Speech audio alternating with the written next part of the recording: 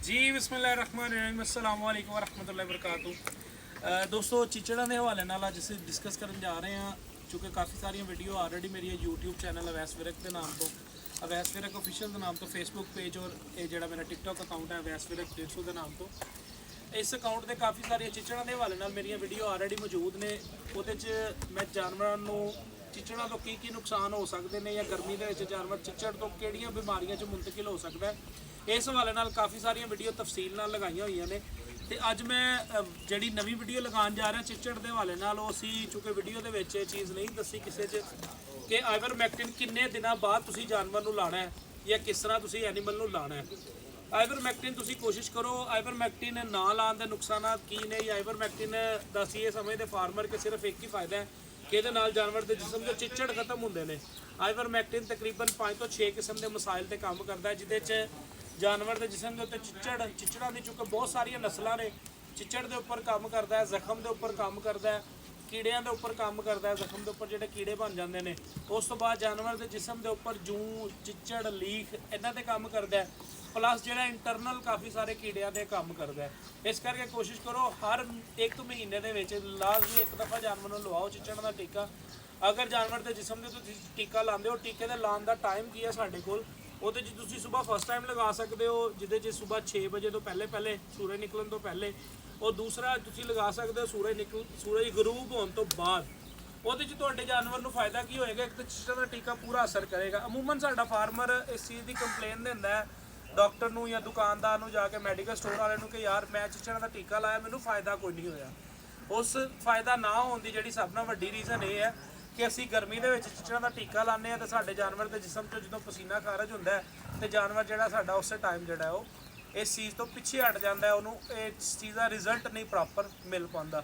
तो एक तो शाम टाइम टीका लाओ दूसरा 3 दिन तक जानवर को जो ठंडी जगह पर रखो अगर तुम कर सकते हो मैंने चिचड़ का टीका 100% तुहानूं रिजल्ट देगा चाहे वह सस्ता है चाहे वह महंगा है। उस तो इलावा जो तुम फार्म के उत्ते जानवर स्प्रे लाजमी करो। मार्केट में काफ़ी सारिया स्प्रेवां आंदियां ने ताकि जानवर ਨੂੰ ਜਿੰਨੀ ਦਿਨ ਤੱਕ ਟੀਕੇ ਦਾ ਅਸਰ ਹੈ ਜਿਸ ਜਾਨਵਰ ਦੇ ਜਿਸਮ ਤੋਂ ਉਨੇ ਦਿਨ ਤੱਕ ਮੱਖੀ ਮੱਛਰ ਚਿੱਚੜ ਦੂਰ ਹੋ ਗਏ ਨੇ।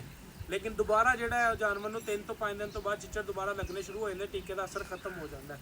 ਤੁਸੀਂ ਫਿਰ ਉਸ ਟਾਈਮ ਜਿਹੜਾ ਜਾਨਵਰ ਦੇ ਜਿਸਮ 'ਤੇ ਜਿਹੜੇ ਚਿੱਚੜ ਲੱਗਦੇ ਨੇ ਉਹ ਚਿੱਚੜਾਂ ਨੂੰ ਖਤਮ ਕਰਨ ਵਾਸਤੇ ਸਪਰੇਅ ਦਾ ਇਸਤੇਮਾਲ ਕਰੋ। ਚਿੱਚੜ ਜਾਨਵਰ ਦੇ ਜਿਸਮ 'ਤੇ ਕਿਸ ਤਰ੍ਹਾਂ ਨੁਕਸਾਨ ਦਿੰਦਾ ਹੈ ਅਸੀਂ ਸਮ ਟਾਈਮ ਦੇਖ ਲੈਂਦੇ ਕਿ ਚਿੱਚੜ ਨਹੀਂ ਲੱਗੇ ਹੋਏ ਸੀ ਆਈਵਰਮੈਕਟਿਨ ਲਗਾਉਂਦੇ ਹੀ ਨਹੀਂ।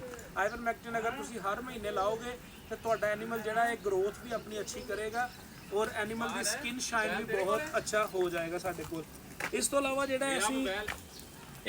जोड़ा असी अजकल चूँकि एक वायरस बहुत ज़्यादा जो वायरल हो रहा है कांगो वायरस जोड़ा इस वायरस की वजह तो पाकिस्तान दी काफ़ी सारिया माल मंडियां जिहड़ियां ने बंद हो चुकियां ने।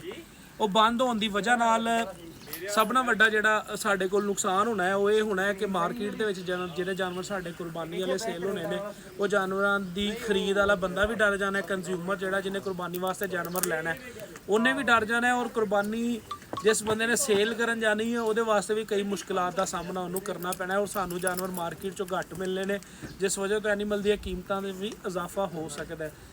तो इस करके तुसी अपने जानवरों को लाजमी ये चीज़ लवाओ। ये जानवरों तो इंसानों च मुंतकिल होने वाली बीमारी है जिन्होंने असीं कांगो वायरस कहने हैं। इंसानों चो जानवरों तो इंसानों च किस तरह मुंतकिल होंदी है इस चीज़ को की कहा जाता है इस डिजीज़ को कहते हैं जोनैटिक डिजीज़ जिहड़ियां जानवरों तो इंसानों च मुंतकिल होंदियां ने। जिस तरह के 2 बड़ियां मशहूर ने तुसीं जानदे ते रेबीज़ का हो जाना हलका का हो जाना और दूसरे नंबर ते हलका तो हट के जिहड़ा दूसरे नंबर ते ਇਹਦੇ 'ਚ ਹੋ ਜਾਣਾ ਜਾਨਵਰਾਂ ਦੇ ਵਿੱਚੋਂ ਜਿਹੜਾ ਬਰੋਸੀਲੋਸਿਸ ਵੀ ਹੋ ਜਾਣਾ ਜਾਂ ਚਾਨੀ ਹੈ ਜਿਹਨੂੰ ਅਸੀਂ ਟੈਟਨਸ ਵੀ ਕਹਿੰਦੇ ਆ। ਇਹ ਵੀ ਬਿਮਾਰੀ ਇਸ ਤਰ੍ਹਾਂ ਹੀ ਕਾਂਗੋ ਵਾਇਰਸ ਜਿਹੜਾ ਜਿਸ ਤਰ੍ਹਾਂ ਟੈਟਨਸ ਜਾਂ ਸਾਡੇ ਕੋਲ ਰੇਬੀਜ਼ ਹੈ ਇਹ ਜਾਨਵਰਾਂ ਤੋਂ ਇਨਸਾਨਾਂ 'ਚ ਮੁੰਤਕਿਲ ਹੁੰਦੀ ਇਸੇ ਤਰ੍ਹਾਂ ਹੀ ਕਾਂਗੋ ਵਾਇਰਸ ਵੀ ਇਨਸਾਨਾਂ 'ਚ ਮੁੰਤਕਿਲ ਹੁੰਦਾ।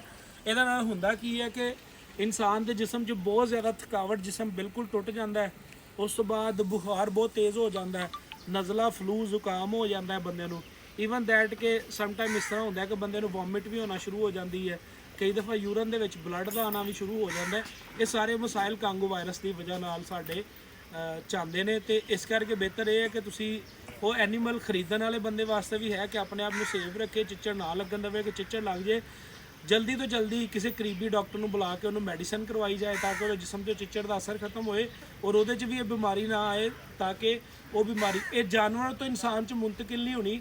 ਕਿਉਂਕਿ ਕੋਸ਼ਿਸ਼ਾਂ ਐਸੀਆਂ ਹੁੰਦੀਆਂ ਨੇ, ਸਾਡਾ ਫਾਰਮਰ ਜਾਂ ਸਾਡਾ ਕੰਜ਼ਿਊਮਰ ਜਿਹੜਾ ਨੈਗੇਟਿਵ ਪੁਆਇੰਟ ਨਾਲ ਸੋਚਦਾ, ਇਹ ਇਨਸਾਨਾਂ ਤੋਂ ਜਾਨਵਰ ਤੋਂ ਇਨਸਾਨ ਤੇ ਮੁੰਤਕਿਲ ਨਹੀਂ ਹੋਣੀ, ਇਹ ਮੁੰਤਕਿਲ ਹੋਣੀ ਹੈ ਉਸ ਚਿੱਚੜ ਦੀ ਵਜ੍ਹਾ ਤੋਂ। ਚਿੱਚੜ ਦੀ ਇੱਕ ਖਾਸ ਨਸਲ ਹੈ, ਉਸ ਖਾਸ ਨਸਲ ਤੋਂ ਇਹ ਵਾਇਰਸ ਟ੍ਰਾਂਸਫਰ ਹੁੰਦਾ ਹੈ, ਹਰ ਚਿੱਚੜ ਤੋਂ ਨਹੀਂ ਟ੍ਰਾਂਸਫਰ ਹੁੰਦਾ।